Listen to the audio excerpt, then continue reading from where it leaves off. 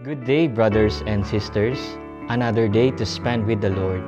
Come, let us listen and reflect on His Word.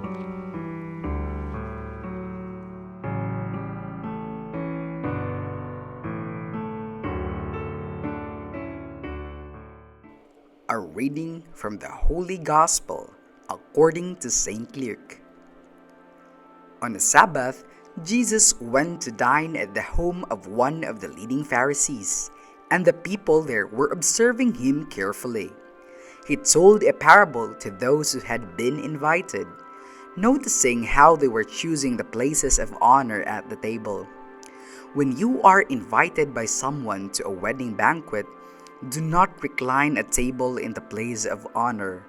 A more distinguished guest than you may have been invited by him, and the host who invited both of you may approach you and say, "Give your place to this man," and then you would proceed with embarrassment to take the lowest place. Rather, when you are invited, go and take the lowest place so that when the host comes to you, he may say, "My friend, move up to a higher position."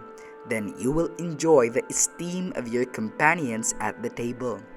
For everyone who exalts himself will be humbled, but the one who humbles himself will be exalted.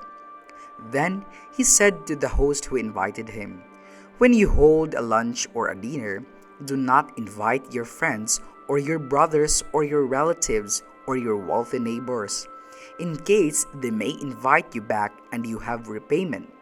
Rather, when you hold a banquet, invite the poor, the crippled, the lame, the blind.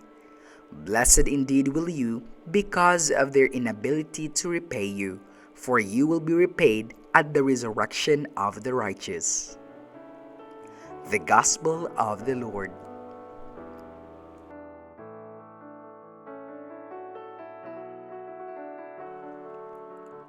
God exalts the humble.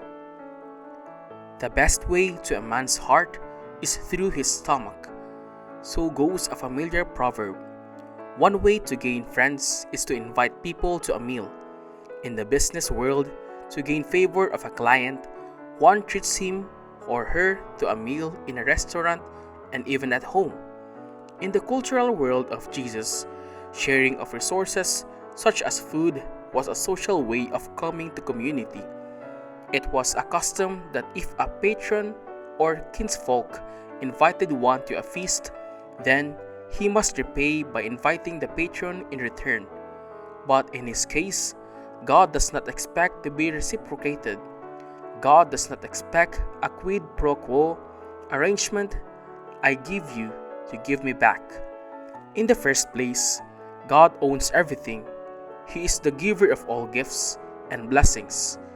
What can we give Him in return? Nothing.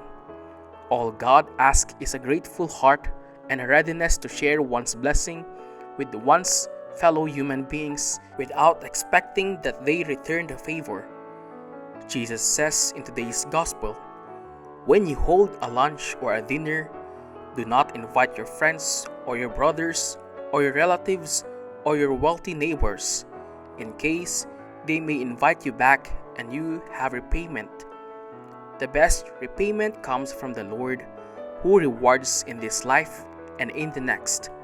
Secondly, in God's estimation, social status does not count. God loves everyone, but He has a preferential option for the humble and the lowly. Humility is the way to come nearer to God. The great men and women of the Bible were humble persons, who at the same time defended the rights of the poor and the downtrodden. Sirach in the first reading gives this advice of a father to his son: "My child, conduct your affairs with humility, and you will be loved more than a giver of gifts. Humble yourself the more, the greater you are, and you will find favor with God." In Jesus' parable, the host of the dinner who represents God tells his humble guest, "My friend, move up to a higher position."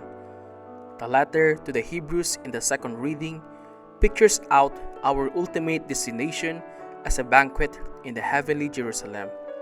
there are gathered the angel in a festal garment, and the assembly of the saints redeemed by the blood of Christ. With the death and resurrection of Christ, everyone is invited to the joy of this banquet. But to join, one is to dress up, as for a feast, wearing a garment of humility and special love for the poor, the sinners, and the outcast.